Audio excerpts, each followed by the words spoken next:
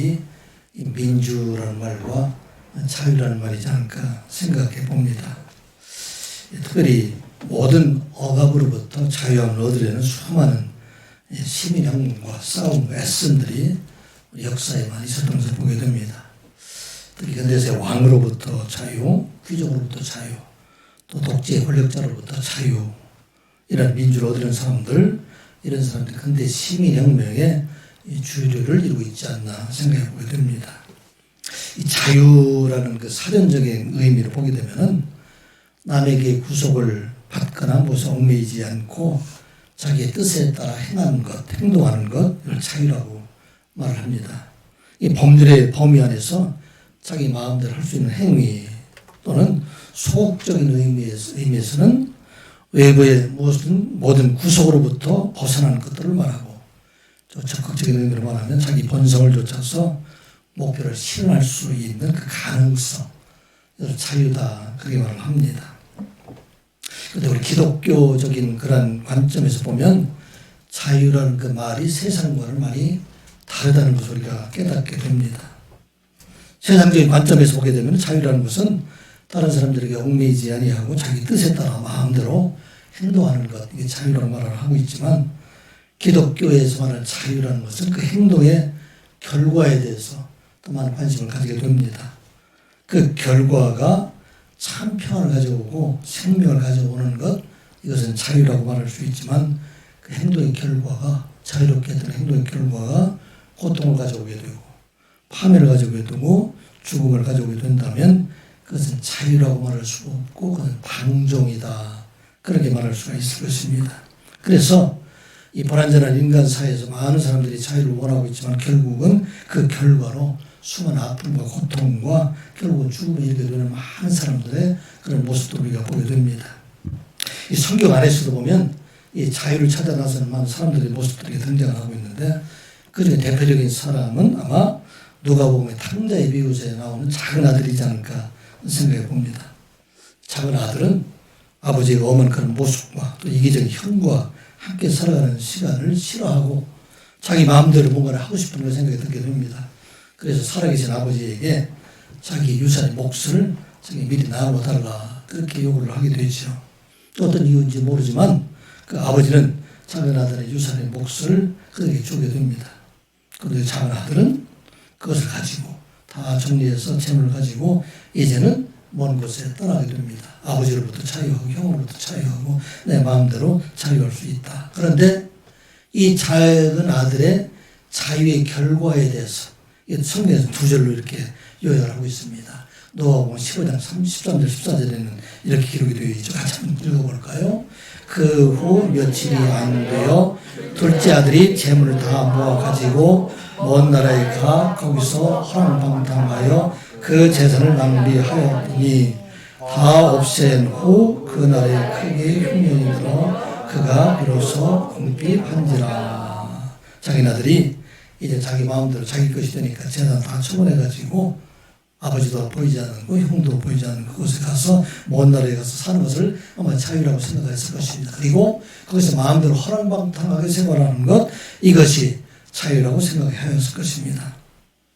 그런데 이것을 다 없앤 후에 그 나라에 크게 흉년이 되니까 그 결과가 이제는 궁핍하게 되고 아무것도 할 수 없다, 그런 상황이 되게 됩니다. 이 작은 아들에게 참 자유는 언제 얻게 되었을까요? 그 자유는 아버지께 돌아왔을 때, 아버지의 품으로 돌아왔을 때 참 자유를 얻게 되었던 것을 보게 됩니다.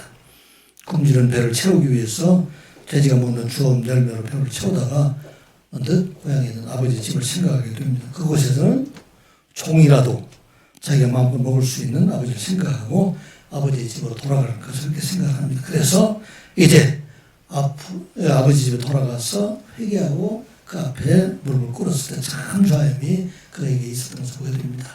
21절에 기록이 되어 있죠. 아들이 이르되 아버지, 내가 하늘과 아버지께 죄를 지었사오니 지금부터는 나는 아버지 아들이라 일컬음을 감당하지 못하겠나이다. 자기는 종이다, 그렇게 생각하지만 그게 참 자유를 주시는 아버지는 종에게 이르되 좋은 옷을 갖다 입혀라, 손에 가락지를 끼우라, 발에 신을 신기라, 그리고 살진 송아지를 잡으라, 우리가 함께 먹고 즐기자. 그와 함께 참 자유를 크게 줍니다. 그리고 말합니다. 24절을 같이 한번 읽어볼까요? 시작. 이 내 아들은 죽었다가 다시 살아났으며 내가 잃었다가 다시 얻었노라 하니 그들이 즐거워하더라. 아멘. 많은 사람들이 생각할 때는 세상에 나가서 허랑방탕하게 내 마음대로 사는 것을 자유로 하지만, 그런데 그에게 참 자유가 된 것은 그가 아버지에게 돌아왔을 때, 아버지 품에 안겼을 때 그에게 참 자유가 있었다 하는 것을 깨닫게 됩니다.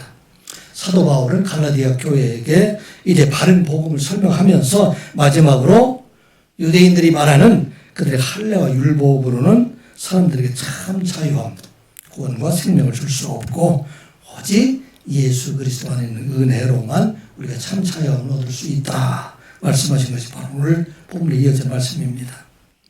율법은 어떤 것인가? 아브라함의 여종이었던 하갈에서 낳은 이스마엘과 같이 그 율법도 하나님께서 주신 것이 되지만 결코 종으로 태어난 그것으로 사람을 자유롭게 해줄 수 없고, 복음은 아브라함의 아내 사라에서 타는 이삭과 같이 하나님의 언약과 능력으로 그를 믿는 자에게 참 자유함을 얻게 하셨다 말씀하고 있는 것입니다.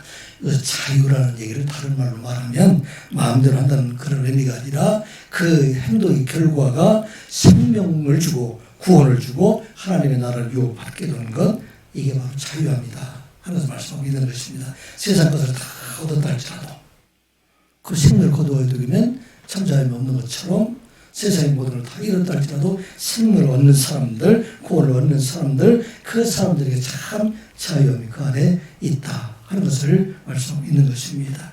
우리는 율법의 종으로 살아가는 것이 아니라 오직 복음 되시는 예수 그리스도 안에서 생명을 얻은 자, 구원을 얻은 자, 참 자유함을 얻는 자로 살아갈 것을 말씀을 합니다.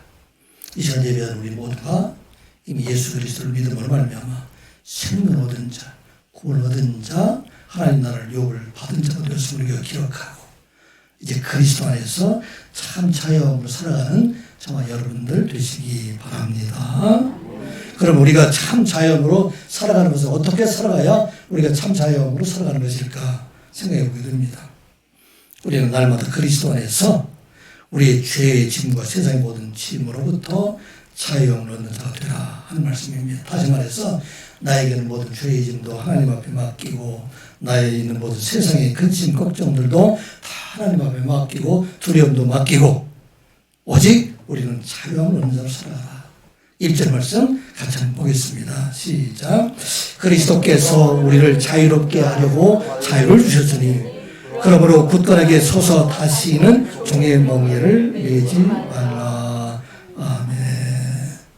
사도 바울은 복음 안에 있는 자들을 자유하는 여자의 아들로 참 자유 안에 있는 사람이다. 태어나면서부터 믿음으로부터 우리는 자유함을 얻은 자가 되었기 때문에 이제는 그 은혜 아래서 세상의 모든 죄로부터 모든 짐으로부터 자유를 얻는 자가 되라 하는 것을 말씀하고 있습니다. 왜? 이 모든 것을 담당해 주신 분이 바로 예수 그리스도이시고 그리고 우리들에게는 참 생명을 주셨기 때문에 그 안에서 날마다 우리는 자유로운 자로 살아가라 말씀하고 있습니다. 성경에서는 아담 이후에 모든 사람들 다 죄와 사망의 노예로 살아왔다 그렇게 말씀하고 있습니다. 그런데 사도 바울은 또 말하기를 이 죄와 사망의 노예로 살아왔던 우리들에게 율법이 들어옴으로 인해서 그것을 더욱 심화시켰다. 우리가 더욱 죄 가운데 살아갈 수밖에 없는 사람임을 깨닫고 우리는 구원받을 수 없는 사람이다 하는 것을 깨닫게 하였다 하는 것이 넘어와서 5장 12절부터 그 이하에 있는 말씀이 됩니다. 여기서 한 사람으로 말미암아 죄가 세상에 들어왔다. 한 사람 누구일까요? 아담으로 말미암아 이 세상에 죄로 들어왔는데 이와 같이 아담으로부터 죄가 들어왔다는 말씀은 아담의 후손으로 세상에 태어난 모든 사람들이 다 죄의 노예 아래, 죄 아래 자유로운 사람이 하나도 없고 그리고 그로 인해서 죽음으로 인해서 모든 사람들이 다 두려움 가운데 살아갈 수 없는 밖에 없는 죄와 사망 노예로 살아갈 수밖에 없다 말씀하고 있는 것입니다. 그리고 13절에 보게 되면은 율법이 있기 전에는 세상에 있었지만 율법이 없을 때도 죄를 여기지 않았지만 14절 말씀 같이 한번 보겠습니다. 시작. 그러나 아담으로부터 모세까지 아담의 범죄와 같은 죄를 짓지 아니한 자들까지 또 사망이 왕노를 하였나니 아담은 오직 자의 모형이라. 아담의 이후에 태어난 모든 사람들이 아담과 같이 죄를 짓지 않지만 그 마음속에 죄를 가지고 태어났기 때문에 모든 사람들의 그 위에는 사망의 왕노릇하고 사망의 죄의 노예 노릇을 할 수밖에 없다. 그런데 이 모든 죄를 담당하신 분이 누구이시다고요? 예수 그리스도께서 모든 저주를 담당하셨다. 그리고 그를 믿는 모든 사람들을 의롭게 하셨다 하는 말씀이 갈라디아서 3장 13절 14절 말씀. 이게 계속 우리가 반복했던 말씀입니다. 다시 한번 읽어보겠습니다. 시작. 그리스도께서 우리를 위하여 저주를 받은 바 되사 율법의 저주에서 우리를 속량하셨으니 기록되었습니다. 14절. 이는 그리스도 예수 안에서 아브라함의 복이 이방인에게 치게 하고 또 우리로 하여금 믿음으로 말미암아 성령의 약속을 받게 하려 합니다. 이 모든 저주를 담당하신 분이 바로 하나님의 아들 오신 예수 그리스도이시다 하면서 말씀하고 있습니다. 그리고 그를 믿는 모든 사람들을 이제는 그들에게 아브라함의 복이 그에게 임하게 하시고 그 다음에 약속의 성령이 그들에게 임하셔서 이 땅에 살아갈 동안에 하나님의 백성을 참 자유함으로 살아가게 하신다 말씀하고 있습니다. 그리고 예수님께서 세상에 오셔서 말씀하셨죠. 수고하고 무거운 짐진 자들아 다 내게로 오라. 내가 너를 쉬게 하리라.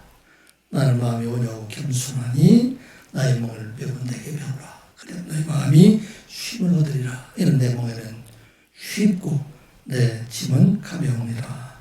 아멘. 죄악 세상에 살아나갈 동안에 인간의 죄악으로부터 근심과 걱정과 두려움이 없는 사람들, 이 사람들은 하나도 없는데 그 모든 짐들을 다 누구에게 맡기라. 다 내게로 오라. 내게 맡기라. 말씀하고 있는 것입니다. 이 세상에 누가 참 평안 가운데 살아갈 수가 있습니까? 우리의 눈에 보이지 않지만 멀쩡하게 걸어다니는 사람들 좀 보이지만 그들 중에는 많은 사람들이 밤에 잠 못 이루는 공황증세에 시달리는 사람들이 얼마나 많이 있습니까? 불면증에 시달리는 사람들이 얼마나 많이 있습니까? 심지어는 목사님들 가운데서 말씀을 이렇게 전하는 목사님들 가운데서 공황증세에 시달리는 분들도 많이 있는 것을 보게 됩니다. 하나님 말씀 선포하고 있음에도 불구하고 저녁이 되면 불이 꺼지게 되면 자기도 모르면서 많은 두려움으로 이렇게 엉들리는 사람들, 이런 사람들 많이 보게 됩니다. 이런 사람들 우리들에게 부르고 계신 것이 바로 예수님이 수고하고 무거운 짐진 자들아 다 내게로 오라. 그리고 그 모든 짐을 누구에게 맡기라? 나에게 맡기는 자가 되라 하는 것을 말씀하고 있습니다. 우리가 예배를 보면서 하나님 앞에 이 시간 예배를 드리면서 30분 동안이라도 우리 마음속에 근심 걱정들이 떠나가게 될 때가 여러분들을 경험하게 될 것입니다. 그런데 여러분들이 이 교회를 나서면서 다시 그 고통의 짐을 지고 가지 말라 하는 것이 오늘 본문의 말씀입니다. 오늘 본문의 말씀이시죠. 오늘 1절의 말씀, 그러므로 굳건하게 서서 다시는 종의 멍에를 매지 말라 말씀하고 있어요. Stand on. 굳건하게 서라. 그리고 또라 let yourselves. 내 자신을 두지 말라. 어디에다? be burdened. 종의 멍에에 다시는 두지 말라. by a yoke of slavery. 종의 멍에 밑에 다시 두지 말라 말씀하고 있습니다. 이 시간 예배하는 여러분들이 있는 근심 걱정들 이 시간 다 하나님 앞에 내려놓는 저와 여러분들 되시기 바랍니다. 이 짐을 다시 지지 말고 교회문을 나서는 순간 이제는 이 짐 대신 누구와 함께 가면 될까요? 예수님과 함께 가는 여러분들 되시기 바랍니다. 그 모든 짐을 져주시는 담당하신 분 그분이 바로 예수 그리스도이시다 하는 것을 말씀하고 있는 것입니다. 그래서 오늘 우리들에게 주신 말씀이야. 자유롭게 하려고 자유를 주셨으니 예수의 그리스도께서 십자가의 죽으심을 통해서 이 모든 죄를 담당하시고 세상의 모든 근심 걱정의 짐을 다 담당하셨으므로 이제는 다시는 굳건하게 서서 종의 멍에를 매지 말라 말씀하고 있는 것입니다. 제주도의 제주 순오름교회 마약 치유센터의 하윤중 센터장이라는 분이 얼마 전에 소개가 되어 있습니다. 이분은 키가 190cm나 되고 훤칠한 키와 뛰어난 몸매로 많은 사람들에게 이렇게 어떻게 보면 이렇게 이 호감을 갖는 그런 사람입니다. 테니스 선수로도 활동을 했기 때문에 테니스도 이렇게 유명했던 사람인데, 이 고등학교 1학년 때 폭행 사건으로 소년 교도소에 다녀온 후에 그 인생이 완전히 다 망가지게 됩니다. 그 이후로 폭행 사건에 가입을 하고 도박이나 마약이나 이런 것들에 앞장서다가 심지어는 이제 강남 유흥주점 같은 데서도 한때는 여러 개 운영을 하면서 큰 돈도 벌기도 합니다. 그런데 결국 그가 도박과 마약으로 한국 땅에 살지를 못하고 중국 땅으로 도망을 가게 됩니다.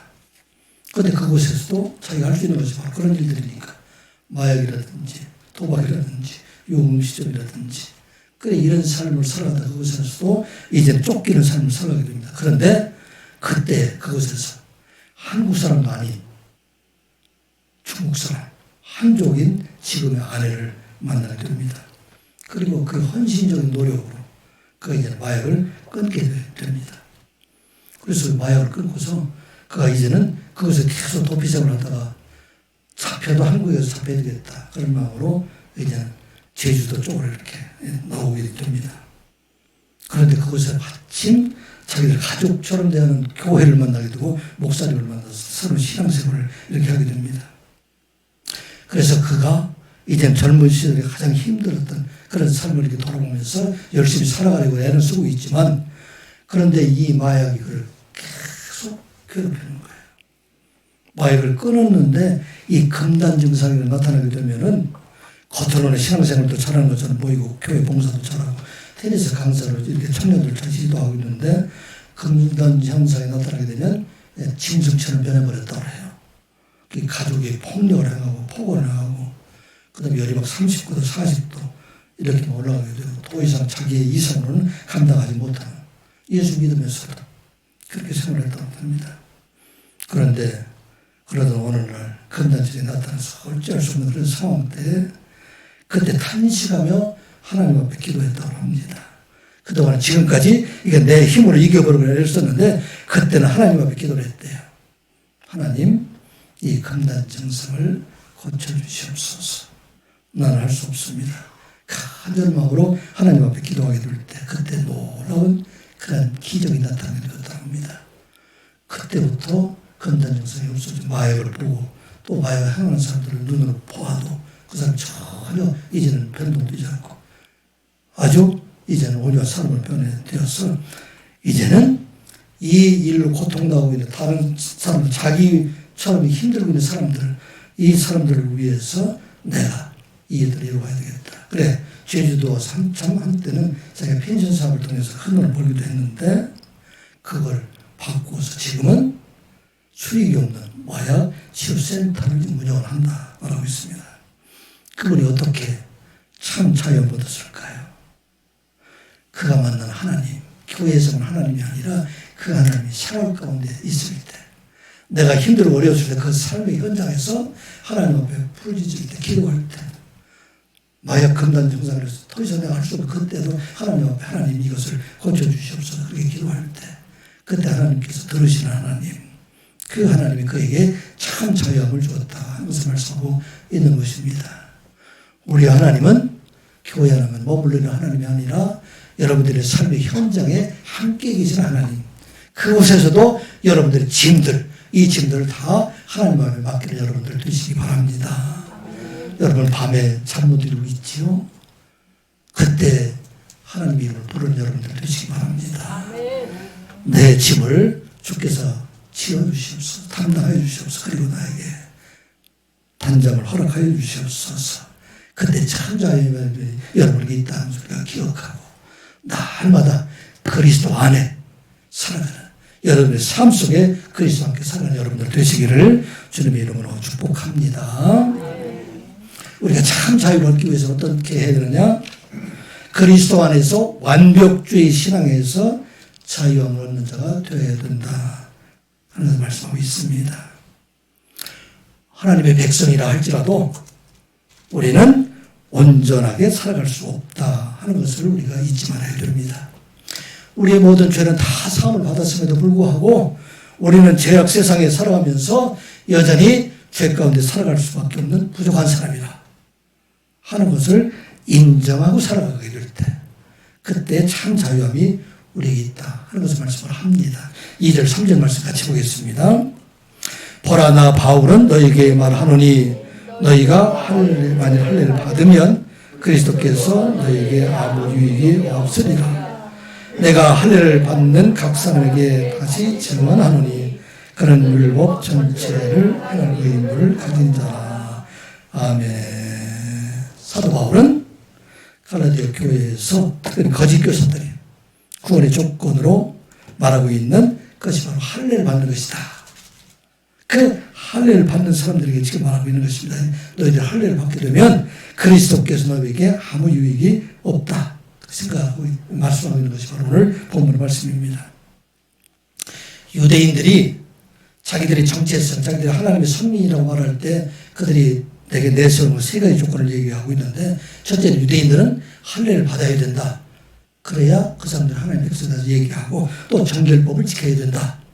세 번째는 안식일을 지켜야 된다. 이 세 가지를 말하고 있습니다. 그리고 그때 사람들이 말하기를 하나님의 백성들이 된다는 것, 예수 믿고 아브라함의 유업을 받기 위해서는 아브라함의 자손이 되어야 된다. 그렇게 생각하고 이 아브라함이 죄수 자손이 되기 위해서는 예수를 믿는다 할지라도 할례를 받아야 되고 정결법을 지켜야 되고 안식일을 지킬 뿐만 아니라 그리고 그들이 말하는 모든 율법들도 다 그들에게 지키는 것, 이게 바로 완전하게 될 것이다. 그렇게 생각하고 있습니다. 그래서 갈라디아 교회에 있는 사람들 중에서 특별히 어떤 사람들, 여러분들 할례를 행하고 율법을 지키려고 하는 사람들, 이 사람들은 갈라디아 교회에서 어떤 사람이었을까요? 이 갈라디아 교회에서 중심에 있던 사람이었을까요? 변두리에 있던 사람이었을까요? 중심에 있던 사람이었을 거예요. 이 사람은 어떤 사람이에요? 열심히 신앙생활을 하려고 했던 사람이었을까요? 아니면 대충 하려고 했던 사람이었을까요? 열심히 신앙생활을 하려고 했던 사람들이 바로 이런 사람들이었습니다. 아마 예루살렘 교회에서 아나니아와 삽비라와 같이 자기들도 뭔가를 하려고 했던 사람들. 이 사람들은 다시 말하면은 영적으로 완벽주의자, 영적으로 결벽주의에 속한 사람들. 오늘날 말하면 다른 사람들이 얘기할 때, 야, 저 사람은 독실한 기독교인이다. 모든 사람들이 버리는 사람들이다. 이렇게 소문난 사람들. 그 사람들이 이 완벽주의의 노예가 되지 말라 말씀하고 있는 것이 바로 오늘 본문의 말씀입니다. 이 완벽주의라는 것을 이렇게 일반적으로 말할 때는 어떤 목표를 이루기 위해서 끊임없이 노력하면 완벽한 결과를 얻을 수 있다는 신념을 가지고 살아가는 것, 이게 바로 완벽주의자가 되는데, 이 완벽주의자가 보통 사람들에게 필요할 수도 있지요. 왜냐하면 열심히 노력해서 뭔가를 자기가 이루고자 할 때. 그런데 이게 지나치게 되면 언제나 불만이에요. 얼마나 만족하지 못하고 내가 하는 것을 항상 최고를 해야 되는데 최고를 못하게 되면 그것으로 인해서 자기를 신세를 보는 사람들, 또 다른 사람을 힘들게 하는 사람들, 다른 사람 끊임없이 채찍질하는 사람들, 이렇게 되다 보면 결국은 이 일로 인해서 우울증에 빠지게 된다든지 아니면 대인기피증에 빠지게 되는 경우, 이게 바로 완벽주의에 속한 것을 보게 됩니다. 믿음으로 만족하지 못하고 이 믿음에 뭔가를 더 해야, 내가 해야 할 것, 율법을 행함으로써 완전히 구원에 이르려고 하는 사람들, 이 사람들은 결국 하나님께서 자유함을 주었음에도 불구하고 그 자유를 누리지 못하고 율법의 할례 노예로 살아가고 있다 하는 것을 말씀하고 있는 것입니다. 우리가 구원받는 것은 하나님의 은혜로 구원을 받는 것임에도 불구하고 많은 사람들이 생각할 때 거기에다 플러스에 주일성수도 차려야 된다, 헌금도 차려야 된다, 봉사도 차려야 된다, 예배도 새벽기도도 다 빠지지 않고 참석해야 된다, 이와 같이 새로운 규율들을 만들어서 자기를 노예로 이렇게 만들고 있는 사람들, 이 사람들이 바로 신앙의 완벽주의다 하는 것을 말하고 있습니다. 사랑하는 성도 여러분, 여러분들 신앙적으로 완전할 수 있어요? 완전할 수 없습니다. 그렇기 때문에 우리가 무엇이 필요해요? 하나님의 은혜가 필요한 거예요. 내가 할 수 없었기 때문에 예수님께서 원수 사랑하라고 했는데 여러분들 마음속에 미워하는 사람 하나도 없어요? 어때요? 있잖아요. 시기하지 말라, 질투하지 말라, 싸우지 말라, 원망하지 말라. 그런 여전히 우리들에게 그 마음이 있을 수밖에 없다는 것입니다. 왜냐하면 우리는 완벽할 수밖에 없기 때문이다. 참 좌우명이라는 것은 내가 완벽할 수 없이 부족한 사람이라 하는 것을 깨닫게 될 때, 그때 자유함이 있는 것입니다. 많은 사람들이 독실한 기독교인이라는 사람들이 어떻게 보면은 그 독실한 기독교인으로 자기가 매여서 총로를 타고 있는 수많은 사람들, 이런 사람들을 보게 됩니다. 그래서 우리로 하여금 언제든지 신앙의 자유로운 자로 살아가라 말씀하고 있는 것입니다. 예수님께서 예루살렘에 올라가실 때 한 부자 청년을 만나게 되지요. 그가 예수님께 나와서 묻습니다. 선생님이요, 내가 무슨 선한 일을 행하여 영생을 얻을 수 있습니까? 이 사람은 청년이면서 부자이고 다른 쪽에서는 관리라고 얘기도 해요. 그리고 어떻게 보면은 청년이면서 상당히 유능한 그런 사람이었던 것을 보게 됩니다. 종교적으로 완벽주의에 가까운 사람. 내가 지금까지 열심히 살아왔습니다. 보이지 않지만 어떻게 보면 예수님은 지금 자기를 모습을 지금 자랑하고 있는 것입니다. 내 또 필요한 게 뭡니까? 그때 예수님께서 그게 말씀하시죠. 뭐라 말씀하십니까? 내가 선한 선생이라고 말하고 있는 선한 분은 오직 한 분인데, 내가 생명을 얻기 위해서, 생명에 들어가기 위해서는 계명들을 지켜야 된다. 사실 이 말을 하게 될 때 이 청년들은 속으로 생각할 때, 계명? 그 계명들은 다 지키고 있죠. 그게 말씀. 그래서 청년이 예수님께 묻습니다. 어느 계명 지켜야 될까요? 그때 예수님께서 말씀하시기를 10계명에 있는 5계명부터 10계명에 있는 그 말씀을 거기 주죠. 살인하지 말라, 간음하지 말라, 도둑질하지 말라, 거짓 증거하지 말라, 내 부모를 공경하라, 내 이웃을 내 자신같이 사랑하라. 여기서 1계명부터 3계명까지 말씀을 하지 않았을까요? 아마 이건 기본으로 생각했었던 것 같아요. 그 당시 유대인들 모든 사람들이 다 그 계명을 지키고 있기 때문에, 그래서 내가 사람들의 관계에서 이 모든 계명을 다 지키는 자가 되어야 된다. 그때 그가 말하죠. 19장 20절 말씀이죠. 자, 우리 한번 읽어볼까요? 시작. 그 청년이 이르되 이 모든 것을 내가 지켰사온데 아직도 무엇이 부족하나이까. 이거 얼마나 대담하게 말하고 있어요. 실제로 막 그렇게 살았을 거예요. 여기 보면 이 모든 것이라고 어떻게 얘기할 수가 있을까? 자기 스스로 생각할 때는 완벽에 가까운 그런 삶을 살아왔던 것을 보게 됩니다. 그때 예수님께서 말씀하시죠. 마태복음 19장 21절 같이 보겠습니다. 시작. 예수께서 이르시되 내가 온전하고자 할진대 가서 내 소유를 팔아 가난한 자들에게 주라. 그리하면 하늘에서 보화가 내게 있으리라. 그리고 와서 나를 따르라 하시니, 그 청년이 재물이 많음으로 이 말씀을 듣고 근심하며 가니라. 아멘. 이 말을 들은 청년이 왜 근심하며 살았을까요? 왜 이 청년은 종교적으로 완벽한 자가 되어서 그렇게 열심히 말씀을 지키고 그렇게 살았을까요? 그에게는 사실상 하나님을 위한 것이 아니라 그가 원하는 것은 세상의 재물 때문이었었는데, 세상의 것들을 위한 것인데, 오늘날로 얘기하면 세상의 성공을 위한 것이고 세상의 사람들로부터 인정받기 위해서 이 일들을 해왔는데, 내 재물을 다 팔라 이렇게 얘기하니까 더 이상 자기 근심하고 가게 되었다 하는 것을 말씀하고 있습니다. 왜 신앙생활을 열심히 하는 것일까? 그건 돌아보라는 이야기예요. 그것이 진실로 하나님을 사랑하고 하나님께 경배하고 하나님을 위한 것인가? 아니면 세상에서 더 많은 복을 얻기 위해서, 재물을 얻기 위해서, 세상의 모든 것을 잘 되기 위해서 하기 위한 것인가 하는 것을 돌아보라 말씀하고 있는 것입니다. 이 완벽주의가 우리를 노예로 삼을 수밖에 없다는 것입니다. 우리는 성도들은 어떻게 살아야 될까요? 거룩한 백성으로 살아가야 됩니다. 죄를 짓지 않고 우리는 살아가야 되는데, 그런데 이 거룩함이 올무가 되어서는 안 된다 하는 말씀하고 있습니다. 많은 사람들은 이 거룩함이 올무가 되어 있는 것입니다. 많은 사람들이 그러잖아요. 목사님이 그럴 수가 있느냐? 장로님이 그럴 수가 있느냐? 여러분들 다툴 때 그런 얘기 많이 하죠. 권사님 그럴 수가 있겠느냐? 집사님이라는 사람 타이틀 여자는 그럴 수가 있겠느냐?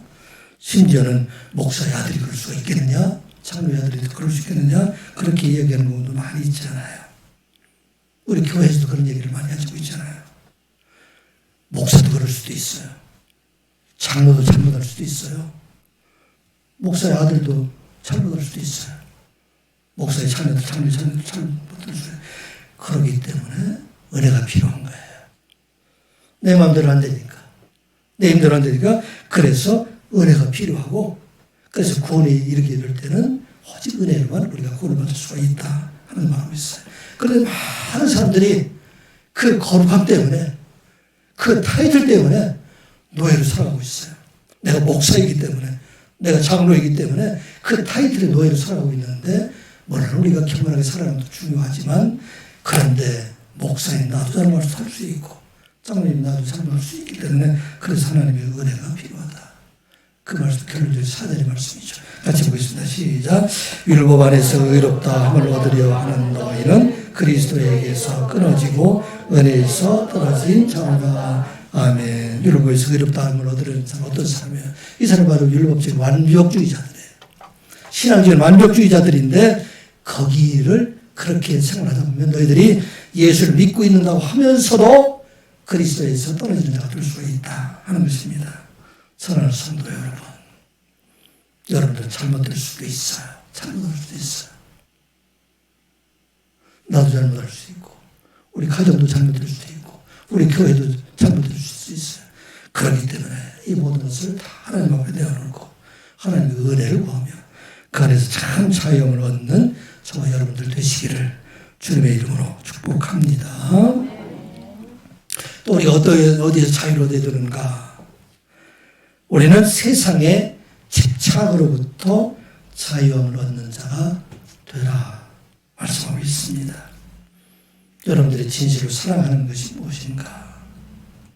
여러분들이 사랑하시는 그 사랑으로 말미암아 여러분들이 종노를 하지 말라 말씀하고 있는 것입니다. 그 사랑하는 것이 사람들에 따라서 다를 수도 있어요. 어떤 사람은 그 사랑하는 대상이 자녀일 수도 있고, 어떤 사람은 그것이 재산일 수도 있고, 권력일 수도 있고, 취미일 수도 있고, 세력의 쾌락이 될 수도 있는데, 이런 것들에 집착하게 되면 이런 것들로 인해서 종살이할 수 있다. 우리가 해야 될 것은 오직 의의 소망 되시는 그리스도를 바라보는 자가 되라. 이 말씀이 바로 5절과 6절의 말씀입니다. 같이 보겠습니다. 시작. 우리가 성령으로 믿음을 따라 의의 소망을 기다리노니 그리스도 예수 안에서는 할례나 무할례나 효력이 없으되 사랑으로서 역사하는 믿음뿐이니라. 아멘. 우리는 누구일까요?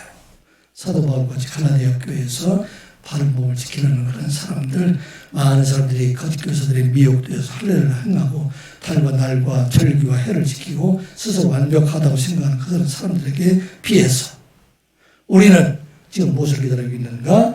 의의 소망을 기다리고 있다 말씀하고 있습니다. 의의 소망이라는 것이 무엇일까? 영어로 스피릿 라이티어스니스 이렇게 기록을 하고 있습니다. 이걸 소유격으로 해석해서 어떤 사람들은 의롭다함을 받은 자들의 소망이다 그렇게 해석을 하는 사람들이 있는데, 여기서 말하는 것은 구원받은 성도들이 최종적으로 하나님 앞에서 의롭다함을 인정받는 것, 이게 바로 의의 소망이 됩니다.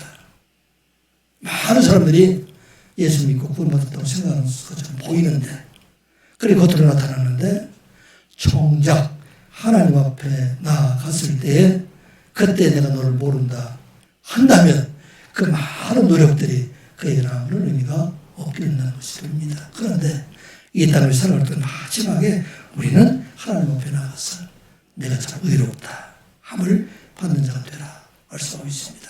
의의 소망이라는 것은 동일한 동격의 그런 의미가 됩니다. 그래서 사도 바울도 디모데 후서에 보게 되면 마지막 자기가 하나님 앞에 나아갔을 때 얻게 될 것을 소망하는 것이 무엇을 좀 소망하고 있어요. 우리 한번 같이 읽어볼까요? 7절 8절 시작. 나는 선한 싸움을 싸우고 나의 달려갈 길을 마치고 믿음을 지켰으니 이제 후로는 나를 위하여 의의 멸관이 예비 되었으므로 곧 의로우신 재판장이 그날에 내게 주실 것이며 내게만 아니라 주의 나타나심을 사모하는 모든 자에게 동이라.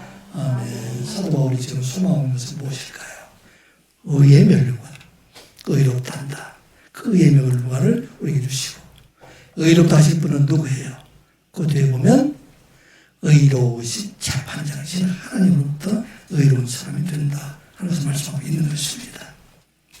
이 의의 소망을 얻기 위해서는 여기서 말하는 할례도 무할례도 그들에게 효력이 없다 말씀하고 있습니다.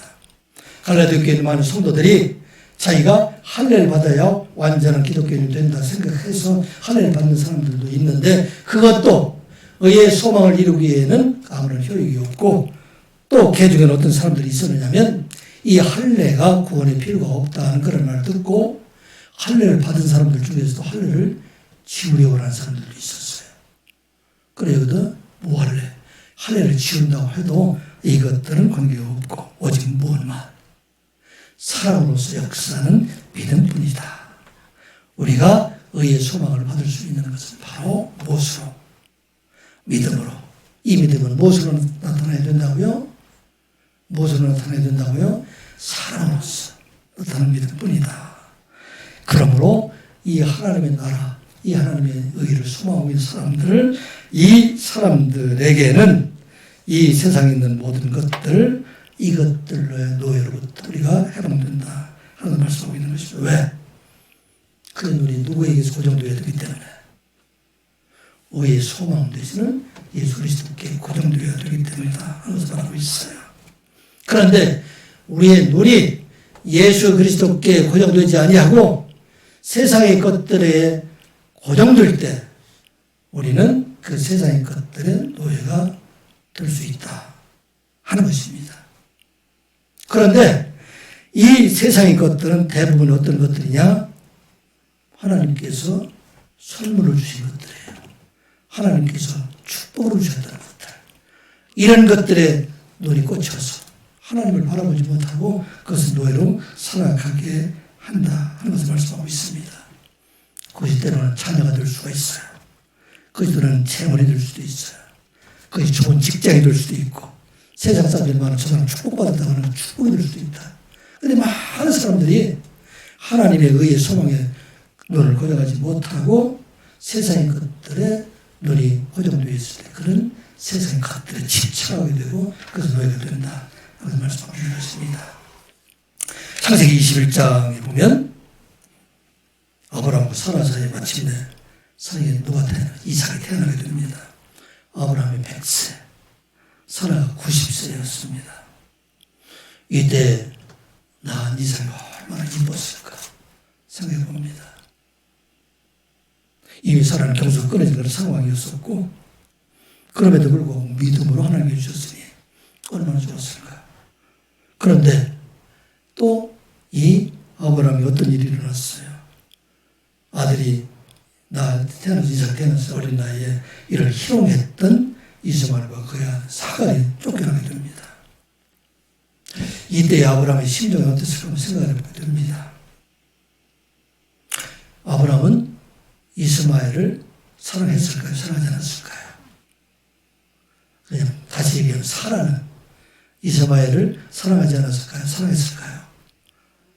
사라는 아마도 별로 그렇게 달갑지 않게 생각했을 거예요. 그런데 아브라함은 이스마엘을 사랑했을까요? 사랑하지 않았을까요? 많이 사랑했을 거예요. 그런데 그 쫓겨나게 되기는 이삭만 남아있게 되니까 아마 이 아브라함의 삶이 오직 이삭에 집착되어 있지 않았을까 생각해 보게 됩니다. 그 삶의 기간이 20년 가까이 15년 이상 아마 되었을 것 같아요. 그때 마침내 하나님께 나타나서 말씀하시죠. 무슨 말합니까? 그 이후에 얼마 후에 하나님 아브라함이 나타나서 부르시죠. 아브라함 2절 말씀 같이 보겠습니다. 시작. 여호와께서 이르시되 내 아들 내 사랑하는 독자 이삭을 데리고 모리아 땅으로 가서 내가 내게 알려준 항상 거기서 그를 번제로 드리라. 아브라함은 일찍 일어나서 두 종과 아들을 데리고 3일길을 걸어서 하나님께 일러주신 그 모리아 산을 가게 됩니다. 그리고 나무를 벌려놓고 자기의 사랑하는 아들 이삭을 결박해서 그 위에 얹어놓고 칼로 잡으려 할 때, 그때에 하나님께서 그에게 말씀하시죠. 창세기 22장 12절 말씀 같이 보겠습니다. 시작. 사자가 이르시되 내 아이카에게 내 손을 대지 말라. 그에게 아무 일도 하지 말라. 내가 내 아들 내 독자까지도 내게 아끼지 아니하였으니 내가 이제야 내가 하나님을 경외하는 줄 아노라. 아멘. 하나님께서 이삭을 낳은 후에 누구를 더 사랑했을까? 누구에게 집착했을까? 사라에게 집착했을까? 이삭에게 집착했을까? 하나님을 사랑하는 마음을 가졌을까? 하나님께서 그 집착하는 것을 하나님께 드리라고 말씀하실 때, 그것을 위해서 살아갈 때 그것은 노예로 살아갈 수밖에 없다 하면서 보게 됩니다. 우리가 알든 모르든 간에 세상에 많은 사람들이 이와 같이 세상에 축복받은 것들로 인해서 노예로 살아가는 수많은 사람들을 보게 됩니다. 그것을 누구에게 바치라? 하나님 앞에 드리라 말씀합니다. 그때 그에게 참 자유함이 그에게 있게 된다. 이제야 내가 하나님을 경외하는 줄을 아노라. 우리의 소망을, 의의 소망을 두고 살아가게 될 때, 이 땅에는 모든 집착하는 것으로부터 자유함을 얻을 수 있다는 것을 우리가 잊지 말아야 됩니다. 우리가 세상을 살아가면서 열심히 살아가면서 필요한 것들이 많이 있어요. 우리가 구하는 것들이 많이 있습니다. 기도의 제목들도 많이 있는데, 더욱 중요한 것은 이 기도의 응답이 되었을 때 이것들의 노예로 살아가지 말라 말씀하는 것입니다. 자유함을 얻으라. 어느 때 자유함을 얻을 수 있습니까? 하나님의 선물을 주신 것을 우리가 감사하고 이것을 주신 하나님께 감사할 뿐만 아니라 우리의 소망을, 의의 소망을 두게 될 때, 우리의 삶이 이 땅이 아니라 영원한 하나님 나라의 소망을 두게 될 때 그 참 자유함이 있다 하는 것을 말씀하시는 것입니다. 여러분들 어떻게 자유함을 얻을 수가 있어요? 예배 끝나고 나갈 때 하나님과 동행하는 삶을 가야 돼요. 혼자 가지 말고 예수님 손 붙잡고 나가는 여러분들 되시기 바랍니다. 그 예수님 붙잡고 여러분들의 기업으로 가세요. 여러분들 가정으로 가시고 여러분들 직장으로 가세요. 그리고 힘들 때 아까 얘기했던 센터장에 하용주의라는 사람이 그분이에요. 예수님 고쳐주세요. 기도 많이 안 해도 돼요. 막 중언부언하지 않아도 하나님 이거 지켜주세요. 그때 그 안에 참 자유함이 있다 말씀하고 있는 것입니다. 여러분 잘못될 수 있어요. 잘못할 수 있어요. 죄졌다고 해서 그것으로 인해서 여러분들 너무 실망하지 마세요. 죄를 담당하신 분이 계세요. 그래서 그 안에서도 완벽하게 나는 다르다. 우리 집안은 다르다. 우리 교회는 다르다. 이와 같이 생각하지 말고 우리도 나도 우리 가정도 잘못할 수 있고 어려움도 할 수 있다. 그렇게 인정할 때 참 자유함이 그 안에 있고 또 내가 집착하는 것 오직 하나님의 소망을 들 때 참 자유함이 있다는 걸 얘기하고 2025년도 여러분들 그 자유함 가운데 살아가는 선한 육의 모든 성도들이 되시기를 주님의 이름으로 축복합니다. 기도합니다. 아버지 하나님 오늘도 말씀을 주시니 감사드리옵나이다. 돌아보면 세상에 나 혼자 이루어가려고 애쓴 적이 얼마나 많은지 돌아보게 하여 주시옵소서. 이 시간 예배와 함께 예수님의 손을 붙잡고 이 교회를 나서게 하여 주시옵소서. 저들이 가는 곳마다 주님 앞에 기도하며 하나님 앞에 구하는 저희들 되게 하여 주시옵소서. 그 안에 참 자유를 얻게 하여 주시고 우리가 잘못되었을 때도 우리의 죄를 담당하신 그리스도 안에서 참 자유를 얻으며 세상의 것에 집착하지 아니하고 오직 하늘의 소망을 두며 살아가는 저희들 되게 하여 주시옵소서. 예수님의 이름으로 기도드리옵나이다. 아멘. 찬송가 399장입니다.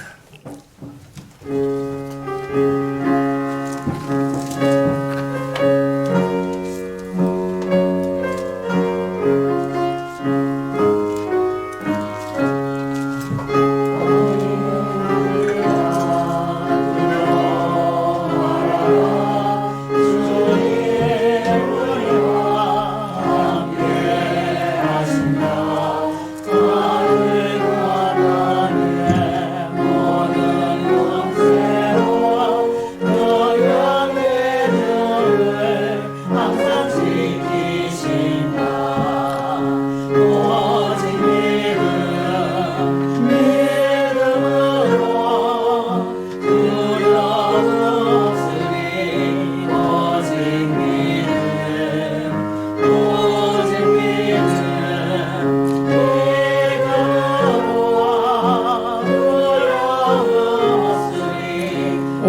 오직 믿음 어린 양들아 두려워 말아라 주는 믿음이 인도하신다 나라 예수를 달게 하신 주 그 동산에서 피땀 흘리셨네 오직 믿음으로 두려움 없으리 오직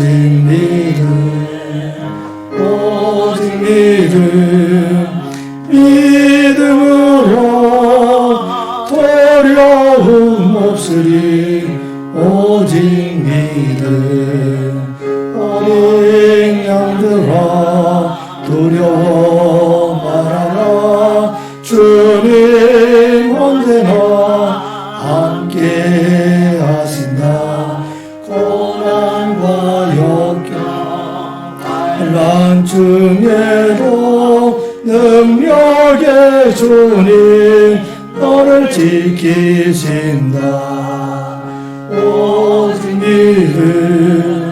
믿음으로 두려움 없으리 오직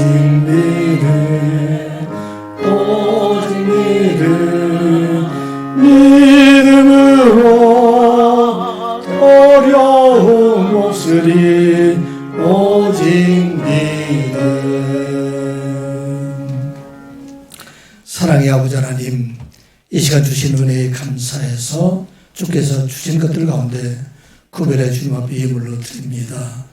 이 예물과 함께 우리 몸도 마음도 온전히 드리는 예물 되게 하여 주시옵소서. 모든 것이 다 주님의 것이지만 구별하여 11제물을 주님 앞에 드리고 성전을 사랑하는 마음으로 건축원과 영혼을 사랑하는 마음으로 선교 헌금 그리고 여러 가지 감사의 제목으로 주님 앞에 예물을 드립니다. 저희들을 축복하여 주시옵소서. 저희들이 생업이 복을 받게 하여 주시고 기업이 복을 받게 하여 주시며 저희들의 자녀와 가정을 통해서 하나님의 은혜와 하나님의 살아계심을 나타내는 은혜의 축복이 임하게 하여 주시옵소서. 부족하여 드리지 못하는 손길도 축복하여 주셔서 더 많은 것을 아버지 하나님께 드릴 수 있도록 기업도 저희들의 마음도 하나님께 드리게 하여 주시옵소서. 예수님의 이름으로 기도드리옵나이다. 아멘.